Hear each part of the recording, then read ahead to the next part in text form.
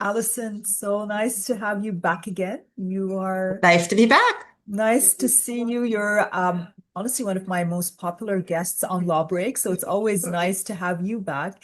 Um, Especially when we're talking about something a little bit, I honestly don't even know how to describe what's happening right now in Ontario. I don't know, you tell me what you think is the best word to describe this right now. Bananas. But I Yeah, agree. it's bananas. It truly is bananas. And we're talking obviously here about the new measure that Ontario has introduced, the government of Ontario, which is a cash bail system.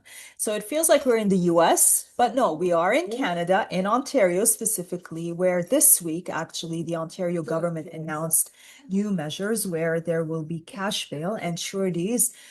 People who will propose themselves as sureties will be required to pay the full amount within 2 days of the release, which is something that we never had before. So I don't know, where do we start? Let's just talk about, first of all, because this just happened this week. How is that playing out so far in the courts, Alison? I'm off for 3 weeks, so I haven't been in the trenches, but I know it seems, at least from the hearsay accounts that I've heard, that the judges and the JPs are really not having any of it. I mean, I know there was or I read about a bail in Oshawa, yesterday or earlier this week anyway, and the support person for the accused on what sounded like serious charges, kidnapping, I think, had $50 in their pocket, and so the fellow ended up getting released on a $50 own recog. So that was the solution there. And then just today, I think, or maybe it was yesterday, there was a judgment on a bail review in Milton where the court essentially ruled that the criminal code, the new cash bail nonsense, is in direct violation, or well, violation, contradiction, however you put it, with the criminal code, and the criminal code has paramountcy, federal paramountcy, and so the court just said no can do, not applying this, and release them sort of pursuant to the way it's supposed to be done and always has been done. So at least from the, second and third hand accounts I've seen, it doesn't seem to be gaining a lot of traction or really being followed, at least not as the government intended it to be. But I've only heard a couple stories so far. And I mean, what I've heard as well is very similar. It's either they just don't want to impose that, or the amounts now are considerably lower than what we usually, which in a way is maybe even better for sureties, to be honest. Like if now they can really pay, they can only put an amount that they can reasonably pay immediately, then it significantly lowers the amount of the bond or the cash bail. Um, I mean, obviously, there have also already been constitutional challenges. There is a constitutional challenge to this legislation, and a lot of lawyers, especially defense lawyers, are raising the fact as to whether this is even like if the government is allowed to has the power to impose Yeah. cash bail in the first place. And I think that the JPs and judges, especially JPs who do bails on a regular basis, are seeing like how this is unfair, right, to a lot of the sureties. Yeah, I mean, I think the writing is on the wall. I can't fathom how this is going to end up withstanding a constitutional challenge Mhm. for a variety of reasons. So I think the writing is on the wall. What do I know? I'm not on the bench, but it seems unconstitutional in a whole slew of ways, starting with the fact that, it's the federal government that makes criminal law, not the provincial government. And I think the suggestion that this is some sort of, somehow just administrative, and therefore within the purview of the provincial government seems like nonsense to me when it fundamentally changes the way our bail courts run. So I don't think it's going to withstand scrutiny, but we shall see. Well, and it's also contrary to the concept of bail because bail is something that has to happen as soon as possible.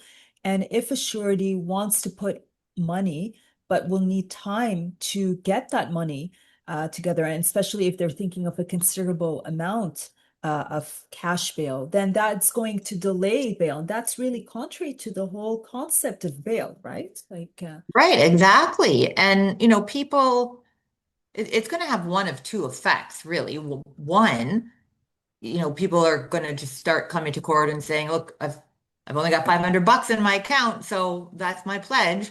Or, for the, at least what up until now have been more substantive pledges, it's usually equity in a home or, something Mhm. like that that's being pledged. Takes a long time to sort of liquidate those assets and, Yeah, be able to have the cash in hand to pledge. So, um, it's absurd. I tend to think that we're all just going to start pledging, $500, and that's a lot of money because it is to most people, yeah. particularly cash. I would have been willing to pledge, 200,000 dollars probably for one of my family members if they ever got into trouble, but forget it. I'm not going through all that just to Yeah.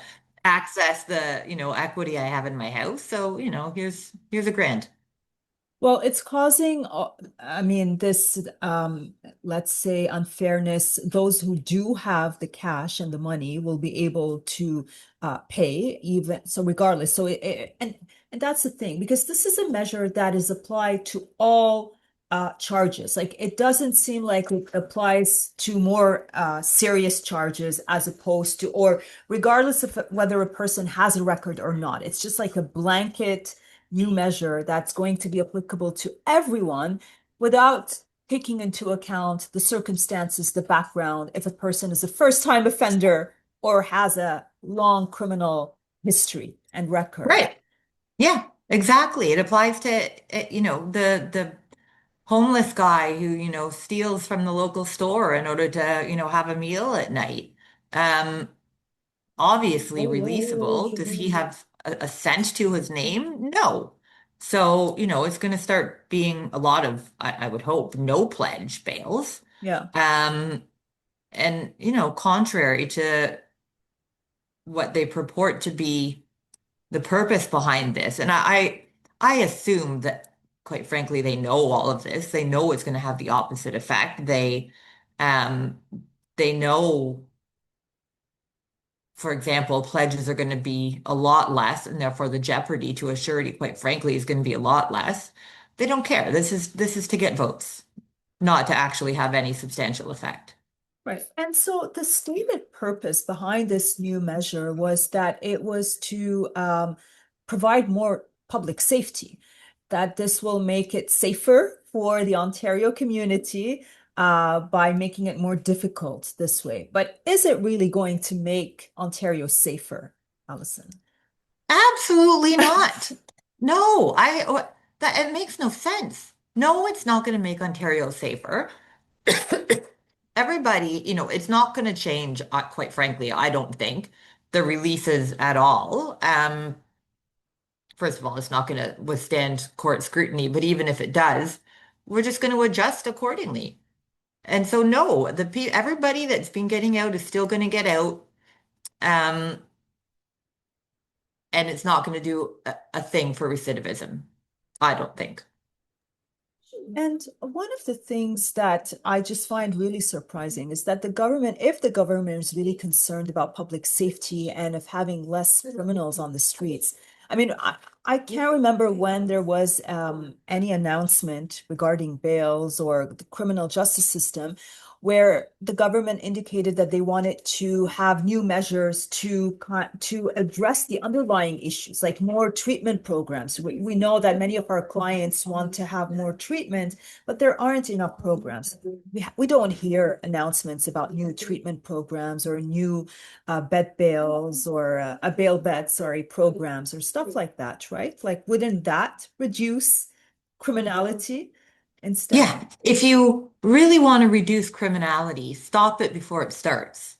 Invest in communities, invest in young people, invest in diversion programs, invest in those sorts of things. Not just over and over and over again, jails, sureties, prisons, et cetera, et cetera. If you want to stop crime, stop it before it starts. I agree.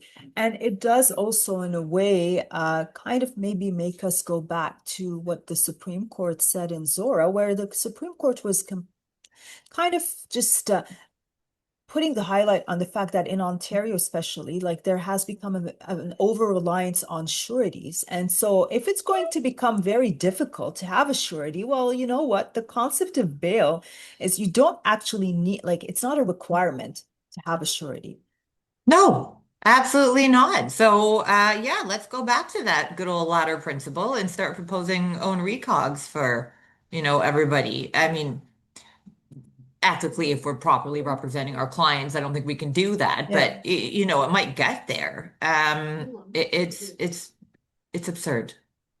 It's absurd. And to stand up and say that the purpose behind this is to reduce criminality, um, they're going to have a really difficult time responding to the charter challenges, right? That we're all, of course, saying this is effectively criminal law.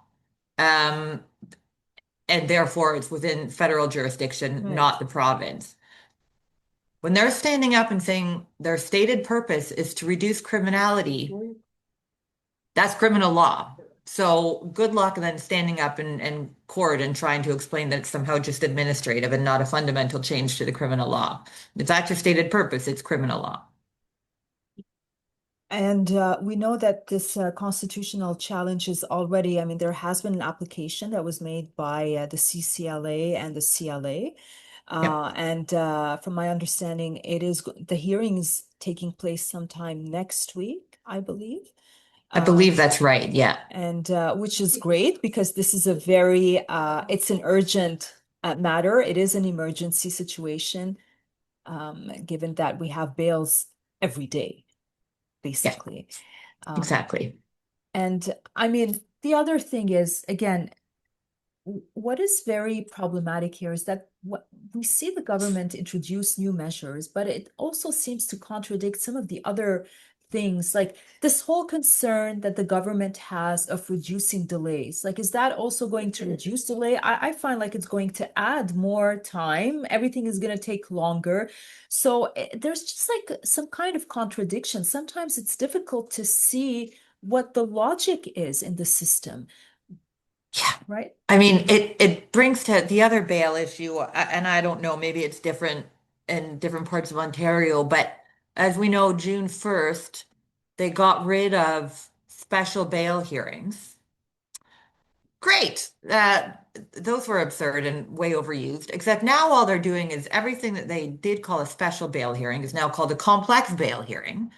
Uh, the difference I haven't got the foggiest idea based on my experience so far. And now, not only are they doing complex bail hearings instead of special bail hearings, but they're stacking them in courts, at least in Toronto. So now there's 3 or 4 complex bail hearings that are supposed to take half a day or a full day being thrown into one court. So I at least had understood the purpose of that change to be to reduce delays in bail. They're now all taking twice as long because half of them don't get reached and have to be rescheduled again, the following week or whatever. Same thing.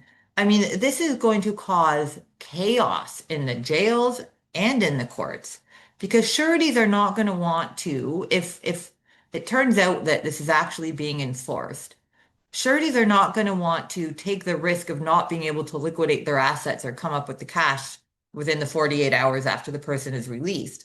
So it's going to delay the running of the hearing instead. While that happens, you go get I don't know, a line of credit on your house or whatever in order to come up with the cash.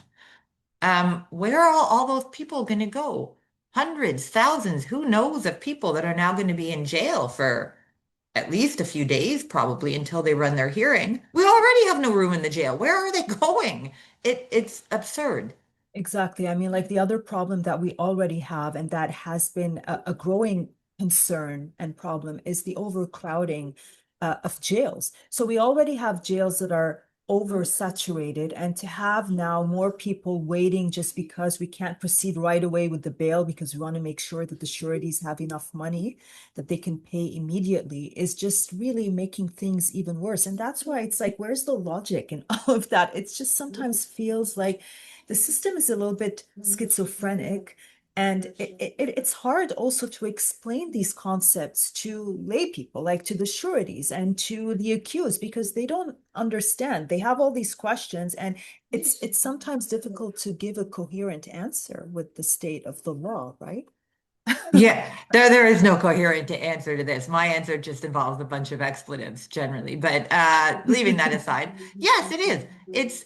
I mean, at Maplehurst, for example, the admission and discharge unit, I hear horror stories about how they're putting people in closets because there's nowhere um, on the, actual ranges to put people when they first get admitted. If you're already shoving people in closets because there's nowhere in the jail to put them, where are you putting the other 25 new arrests from, Brampton last night that have to delay their bail hearings because their sureties don't have 25 grand lying around? Like none of it wasn't thought through. It makes no sense. And by the way, we should also point out that if the thinking behind this is that holding sureties accountable or having them deposit their cash is holding them accountable and will make them more likely to enforce the rules. Last I checked, we already had a procedure for that called a streetment. Why not just, and for years, I never heard once about a streetment. I've heard a lot more of it recently anyway in the GTA of bails being put to a streetment hearing. So why don't we just use the mechanism we already have? If sureties know that every time there's a breach, the bail is going to be marked for a street, does that not just have the same effect? It should. The problem really is if there is a problem, the problem is that sureties know a streetman isn't done all that often. Why don't we fix that instead of doing all of this nonsense? Yeah, I mean, like as you said, we already have the treatment process, and if it's not being used enough, then just maybe use that system now more. If like if you think that it is a problem. I mean, and the reality is, in fairness to a lot of the sureties, they do want to do a good job, and many of them do call when they see that there is a breach or a breach is about to happen. And it's very important as well to remind people or to explain to those who are watching who are not necessarily in criminal law, sureties have nothing to do with the case. They're not involved, they're not criminals, they're not accused, they have absolutely nothing to do with the case. If anything, we call them the eyes and the ears of the court. So they're here to help the court. So it just feels like with these new measures that we're kind of punishing them. We're making it tougher on them when their role is actually to help and make sure that the conditions, the court conditions are being respected. And there are a lot of people who want to do help and do this, but now they will take, have second thoughts about. I would, not because I don't trust myself or potentially don't trust the person I'm bailing out. I would have second thoughts because I am not I, I love you, mom, but if you get arrested, it is a lot of work to go to the bank and get a line of credit so I can access equity in my like whatever. I don't have time for that, and I'm not particularly inclined to put a lot of effort into doing that. So I mean, it really is making endless, needless work for a lot of people. I mean, let's not even get started on the administration about what is it? Is there now just somebody standing at the courthouse, saying, drop your cash here, cash, cash, cash. Like, I, I don't get it. It's just making so much extra work for so many people when it's completely unnecessary and there's a mechanism already there. I'm just picturing like in a cartoon, a guy at a lemonade stand. Only it's, drop your cash bail here, stand at Yeah. the courthouse somewhere with like balloons. I don't know. It's so silly.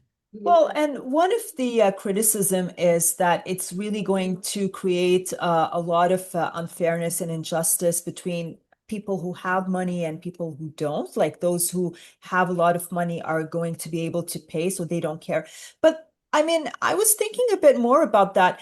Not all people who have money have their money readily available. Even for them, even if you Right. have a lot of money, it doesn't, it could be in property, it could be in, like stocks. It doesn't mean you have that cash right away. Like if you want to put, I don't know, $1 million bond, let's say, although like we don't have that like in the US, but sometimes we do have high amounts. But even for people who do have money, it doesn't necessarily mean they have it right away, readily available. They need time to secure that or to get that. Right, Uh, exactly. I never have like liquid, yeah, large sums of liquid cash in anywhere. It's yeah, all either in property or investments or exactly. whatever. The example they used on the news that I saw a couple days ago was Deepak Paradkar, our former colleague or our current colleague. I think his bail was set at $5.2 million or something to that effect. They are not going to be, do they have that in assets? I'm sure they do. Is anybody going to be able to access that? No. So, the remedy, I presume, would have been, he would have been released on a lot less. I don't think it would have been, well, you don't have $5.2 million cash, so you're being detained or, whatever. I mean, I suppose it's after the fact, but it's not like they were going to arrest his wife and throw her into jail or whatever. I think the bail justice probably would have just looked at the assets and said, okay, how much can we realistically liquidate here in short order that's reasonable? I'm not making you sell your house. And the bail probably would have been a lot lower. And then we would have heard outcry about that. Right. So There's a no-win situation here. no, and it is creating difficulties for everyone, I think, because like people use less cash, or a lot of people use a lot less cash now than compared to before. I mean, I don't know, maybe only the mafia still rely 100% on cash, but I mean, the vast majority of people, we don't use cash. I mean, I don't, I hardly ever have cash on me No, personally. never. And I think a lot of people are the same. So just to have that concept of you have to pay cash within 2 days or a check. Like poor people, when was the last time you saw someone who has of modest means writing a check, Allison? Like it doesn't make sense. Like it's not even logical, like or money order. Like these are things that some people never do. There are some people who never do money orders and checks. So now they have to do this for a bail hearing just to get a relative out on bail. Like it's just It's absurd. Yeah, it's absurd. And even for like relatively modest bails, someone who's at no risk of reoffense, I don't know, a $3,000 bail on a domestic for a guy with a no record or what have you. Like, why are we going through all of this? It's absurd. I'm not usually at a loss for words. This one has me at a loss for words a lot of the time. It just has absolutely no logic behind it. None. well, one thing that I do want to ask you though, I personally was surprised when I heard when last Friday when the premier made that announcement. But it seems like it's something that was kind of foreseen in the changes that we had in the summer, in June or July. I never understood that this was going to be one of the new changes. So, and I think I'm not the only one in this category who was completely shocked when we heard that now we're going to have cash bail that has to be paid within 2 days. So, what happened here? Did the government kind of play us, or why were we all taken by surprise? Yet it seems like they're saying, well, no, we kind of, made a prelude like this was going to happen. I don't remember. The, I certainly didn't clue into it. Me I neither. know I first heard about it, I think it was Thursday, when I was running a You're bail right. hearing, and they started talking about getting ready for Monday, and I was like, Monday, what's Yeah. Monday? And that's when I learned I had absolutely no idea, nor did anybody really that I'm Yeah. aware of. So it was obviously snuck in somewhere, and courthouses have been attempting to make preparations, although as of Thursday in this particular courthouse, no one had the foggiest idea what they were going to do, where they were going to put money, who was going to be taking it. Yeah. Like nobody knew a thing. And this was Thursday afternoon that I had this conversation at one particular courthouse. So, I mean, there was a heads up somewhere. But it, it wasn't loudly broadcast and probably for good reason. I think the purpose was to take everybody by surprise.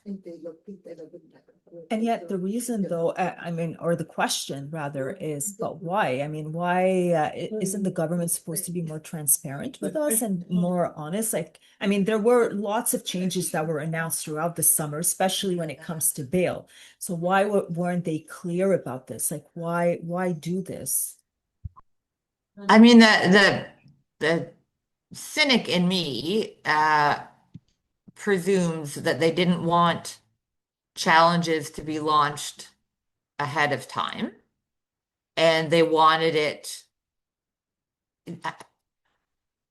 I suspect they know full well this is not going to withstand constitutional muster, and they want this big hullabaloo made about their, surprise enactments about cash bail, and they want to then, once it gets struck down, it wasn't us, it was the liberal judges. We tried. They want this all to be played out in the media.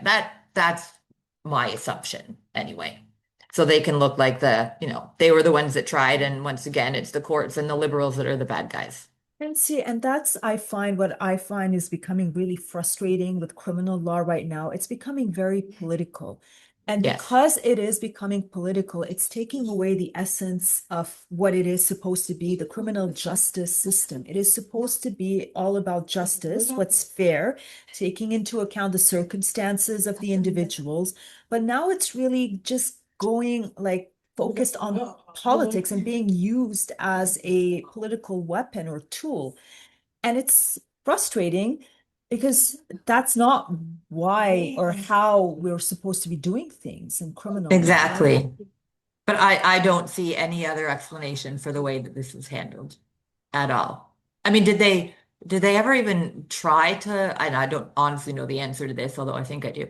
Did they ever even try to sort of lobby the federal government to impose, changes to the criminal code that would make cash bail required for, certain repeat offenders with certain offenses or whatever, just like all the other amendments that have been done?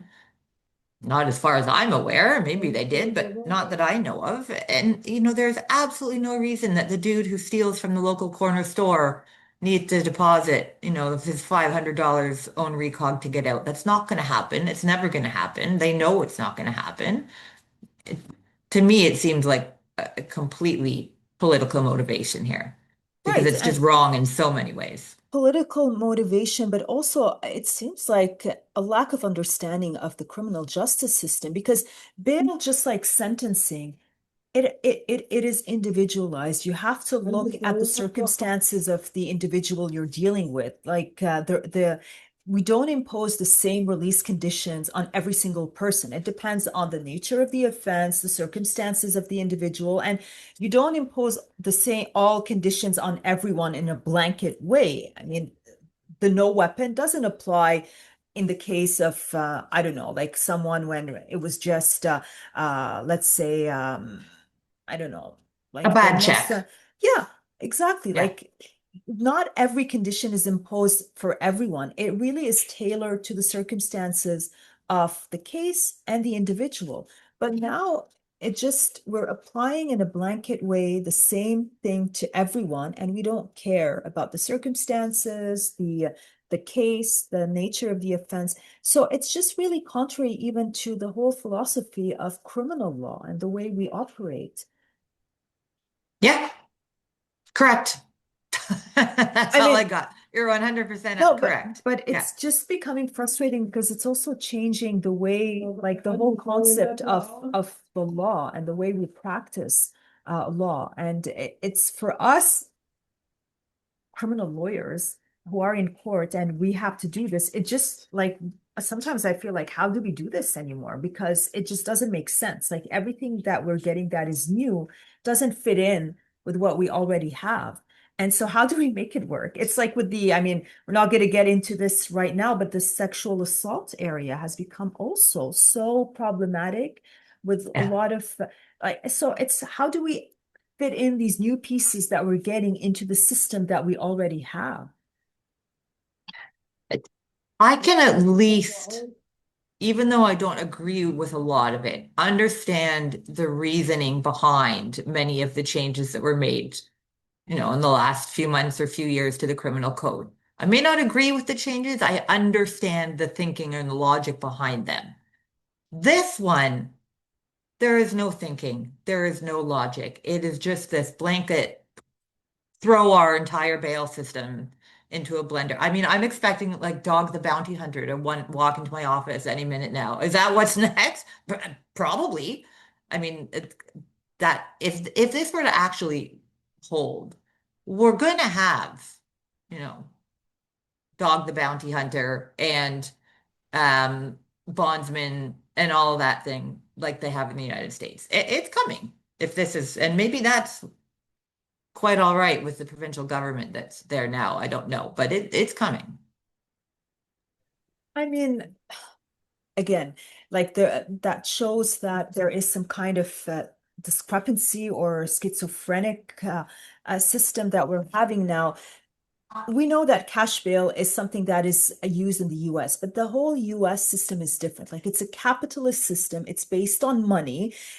Everything you pay for everything, you pay for medication, you pay for we're not the same system. Like we have a different philosophy, we operate differently. And so to import these ideas from the US from a system that is different into our system is just making it, I don't know, it just makes it look weird.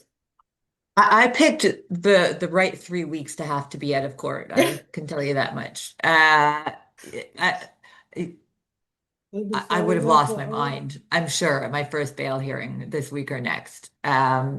It's absurd, and in fact, I'm out of court for 3 weeks, and I'm half tempted to just zoom into a couple bail courts and just watch the nonsense because it's got to be chaos.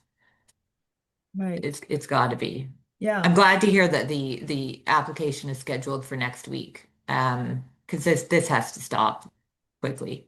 It has to stop, but I also am glad to hear that there are some judges and justices of the peace who understand how problematic this is and are not prepared, at least for now, to really change the way we've been operating, especially that they know that there's a constitutional challenge, so they're maybe just waiting to see what's going to happen. But it really is unfair to a lot of people. I mean, just to force them. And again, we're punishing in a way the sureties when they're just here to help and they have nothing to do with the case. Exactly. And there are so many sureties that are, mothers who live Yeah. paycheck to paycheck. And if push comes to shove and their son or daughter breaches and they have to go, have an treatment hearing with a judge, so be it. But it is not fair to put them through all of that pain and stress of just trying to come up with, $1,500 to get their kid out of jail. It is just not fair. You're right. We're punishing the sureties in many ways when Yeah.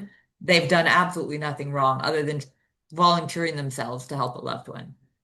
And I mean, instead of just finding ways to help them maybe have more money so they can really help people get out on bail and you know, take off the pressure of the system, it's the opposite that's happening. And again, I mean, I haven't seen any measures that were introduced to address many of the problems, like maybe, have more bail programs.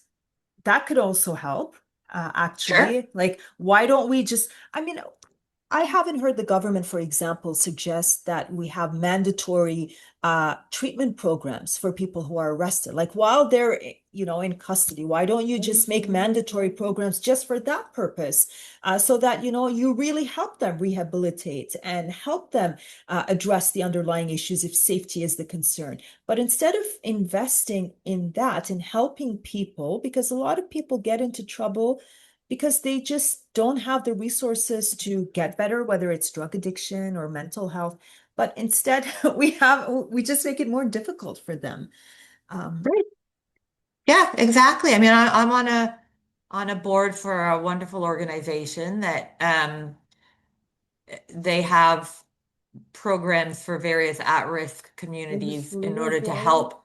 keep people out of gang life, young at risk young kids or young adults that are, being sort of drawn towards gangs. There's this wonderful program. It's a nonprofit that helps steer them otherwise. And long story short, gets them into college programs and stuff like that.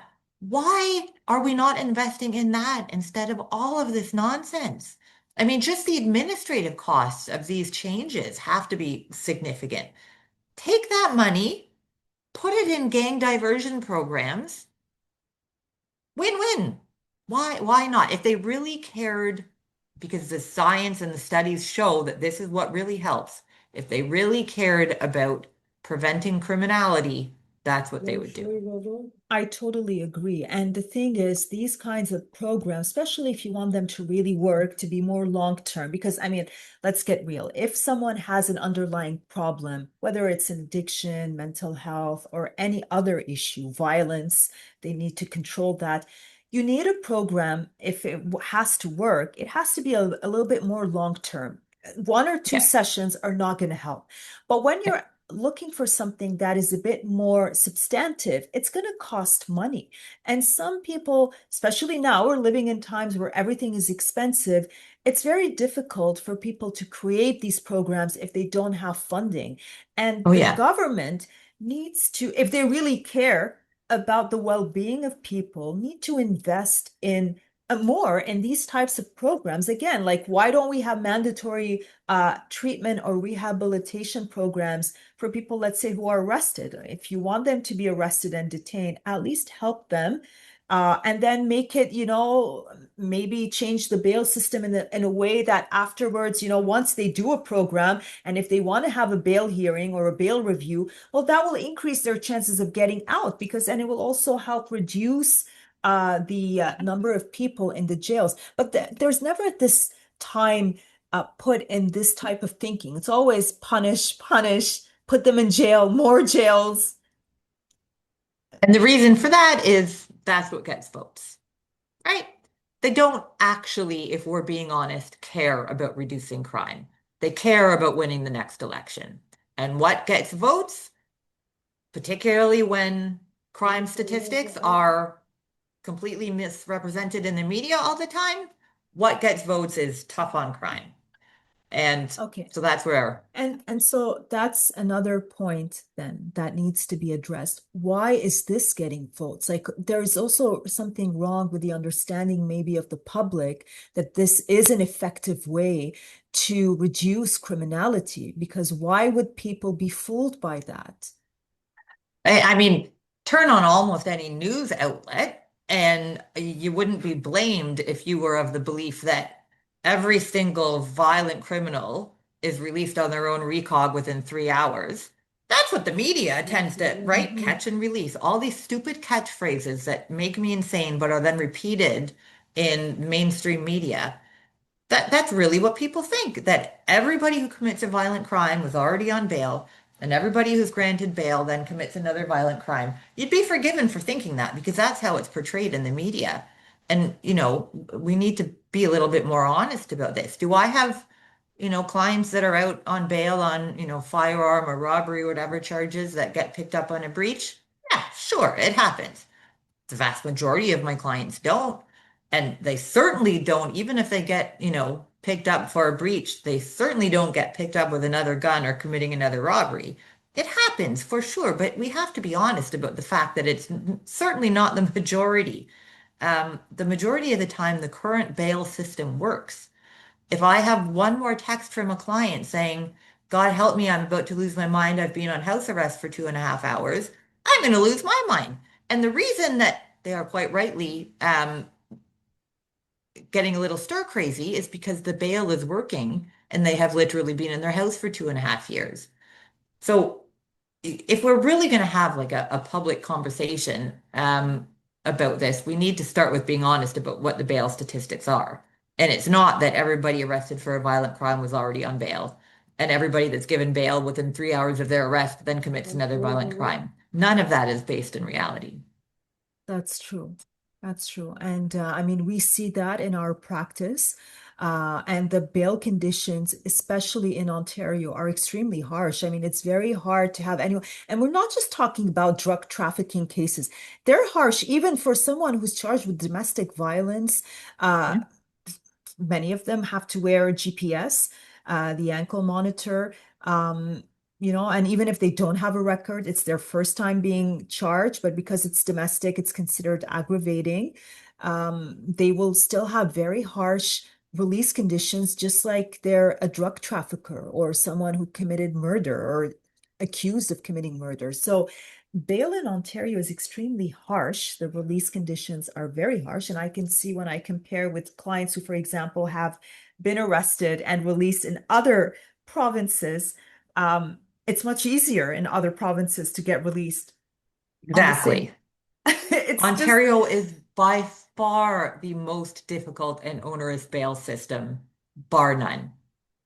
It's they look at us like we have two heads. yeah, If I do a case in another province and I explain, the complex bail hearing that I have to do the next week, they look at me like I'm an alien and I'm lying to them. No, that's the way we do things in these parts. The surety is going to testify for 5 hours about what his, son's firstborn grandson's first grade teacher's name was, like, because they're going to be asked during the bail hearing. I mean, that's how we do things here. yeah. So it's not easy to get bail in Ontario It's at true. all. And I mean, one of the things, the changes that were introduced in the recent amendments that we had over the summer that I really liked is that it seems like the courts are emphasizing on spending less time on cross-examining sureties, which I think is really great, because these stupid Yes. questions of, well, you live with your son, you don't know the names of his friends, or like just ridiculous questions, stupid questions that we hear crowns over and over ask just to show how much, well, they live in the same house and they don't know all the details of their lives, which is also contrary to any realistic. I mean, like that's not how people live their lives. Like even if like adults live with their parents, they're not going to tell them about all the specifics and their friends. Like it's just how life is. And we have Yeah. these stupid questions that are being asked. So, I did very much agree with that, although um, I wish it was being followed a little more often than it is. But yeah. yes, that has been a very positive change. I mean, Yes. I think the difference between now and before is that because it's part of the new rules, we can just refer to that and just say and remind the court that we don't need to spend time on these silly questions because now we need to really really shouldn't have a cross-examination if we have a lot of information that is provided beforehand. And just stop wasting time because again, like the whole concept of bail, it's not the trial, it's not sentencing, it has to happen quickly. um and all these Although measures. this is a side tangent, but I within the first week of that new protocol, I ran a bail hearing and I said, Justice of the Peace, I'm following the new protocol, so I don't propose to ask any questions. Here's the enhanced declarations. Here's the plan. Sit my butt down. The crosses were also done appropriately pursuant to the protocol. There was like maybe 5 or 10 minutes of questions for the proposed sureties. And then the JP ordered detention because he didn't hear every conceivable detail about the accused's life. Needless to say, that got overturned Good. rather unceremoniously on a Yeah. bail review. But then this dude ended up sitting in there for like a good 3.5 weeks just because, Yeah. anyway. Yeah, there's been a bit of an adjustment on that too, because that's not the only story I've heard. I've heard that happening quite frequently. So I guess it's an adjustment for the bench as well. Right, because I mean, just for anyone who doesn't know, bail hearings have become more like trials in the past few years. And some bail hearings last sometimes a day or two. I've had long bail hearings that last more than a day, a bail hearing, which is ridiculous. It should be done within 5 or 10 minutes. Yeah, Like, I had not so recently, maybe it was last year or so, a Crown tried to tell me that the bail hearing for this particular accused was going to be a week.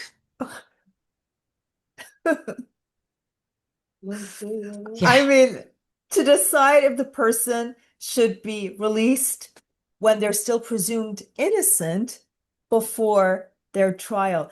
It's just, and that's why I just find like the problem that we're having right now is that we don't seem, I don't know if it's people sometimes forget what the purpose of bail is, what the philosophy of bail is. When we forget that, then we just allow ourselves to introduce these new measures that are inconsistent with the concept of bail. But if we go back to the core that bail is just a determination if they should be released or not, and if we have conditions that will address the concerns, that's it. That's all we have to decide for bail. But when we deviate from that, that's when we get into what we have right now, and it doesn't make sense anymore, I find. Nope, sure doesn't. I just really hope that the constitutional challenge will go in the way of common sense, which I think we all know what common sense is in this case. But otherwise, let's just assume it doesn't, Allison. What would that mean? Finding a new career, Yeah. I mean, I would very regularly be proposing $50 bails. Like it's going to Hmm. fundamentally change everything. And it's not because that's what's going to happen. Yeah. Um, Nobody's going to, with I'm sure very rare exceptions, be getting 200, $300,000 bails anymore in really serious cases. They're not. I mean, um, they're going to be getting significantly lower bails, so significantly less jeopardy to the sureties. And you can draw your own conclusions about what that direction is going to be, right? Do But you, yeah, do you think that there's going to be more emphasis then on other types of release plans, like more John Howard, let's say, and less reliance on sureties because of that as well? yes, definitely. Yeah, because people do not have the resources. And if you Hmm. need to have cash up front, a lot of people just aren't going to have anybody to bail them out at all. People already struggle. Yeah. And now, the few people they may have had in their lives that could have scrounged up a few dollars, they're going to disappear, right? If you're living paycheck to paycheck, and one of your loved ones gets arrested, are you going to take, your grocery money for the next 2 weeks and say, here you go to get, no, of course not. You have to eat, you have to live, you have to pay the hydro bill. So, Exactly. And I mean, let's just also not forget that most of the times the people who propose themselves as sureties are close family members. right, Most of the time it's the mother, the father. They have other children who they also need to feed. So that's not their only relative that they have to take care of. And they're not right. going to spend all their money on, like on this, on their No, release. So it's really, really exactly. unfair. It's exactly. And that's what makes it more than anything a two-tiered system. There are many, many, many people who are going to have to choose between bailing out one son and feeding another. At least the son in jail is getting a hot meal, well, a meal that night. Um, so you can see the way most would probably choose. I would. At least I know my son that I can't afford to bail out is going to be fed something and stay alive. So Well, it's stay alive. That's eh, not too sure. most of the time. Yeah, that can also be a problem, Yeah. depending especially on where they're being detained. But I mean, it's just it's chaos right now, and it certainly is causing a lot of stress and anxiety in the courts because bail is something that we see every day. Every day there's more than one bail hearing going on, or even if there's not a hearing, but there's always like bail, consent bails. Even for that, you need a surety and you need money, and they need to make sure that even for a consent one, they're going to be able to pay if that's Yeah. going to be the situation. Well, Allison, any other problem that you want to raise in relation to this issue or Oh, any outrage or you had to add the in relation to. Okay, no, I've got plenty of other problems, but no, in relation to this, I think we've covered the most important parts. All right. Well, we'll have to wait and see what happens with the constitutional challenge. And hopefully, I mean, I think it's a no-brainer. I think you think the same thing. Agreed. We'll see what will happen. But fingers crossed. And quite frankly, when I thought that things couldn't get worse, we always get shocked by. And you know where it's headed. Like, just final point. I just noticed on that in relation to the person who was released on human trafficking charges. I think it was in Milton today, where the justice on a bail review said, "No, this is completely contrary to the criminal code, and I'm not doing it." Of course, the headline on a particular newspaper that shall remain nameless was "Carney appointed judge," et cetera, et cetera, et cetera. So prepare yourselves. No, I mean, that's the thing. That's exactly what we were talking about. It's just becoming political, right? Like it's turning into a political tool instead of actually helping and serving the communities. So Exactly, they which is what the say justice that they're system. helping people, but it's not. And it's really sad because the real victims here are the people that they're saying that they're trying to help, unfortunately. Exactly. Yeah, agreed. All right, Alison, I'm not going to take more of your time. I know you've had a very busy week, and thank you so much for taking the time. It's always nice to have you back on Law Break. Like I said, you're one of our favorite guests here, so it's nice to have you back to talk about this, and we'll see where this is going. You're welcome. See you.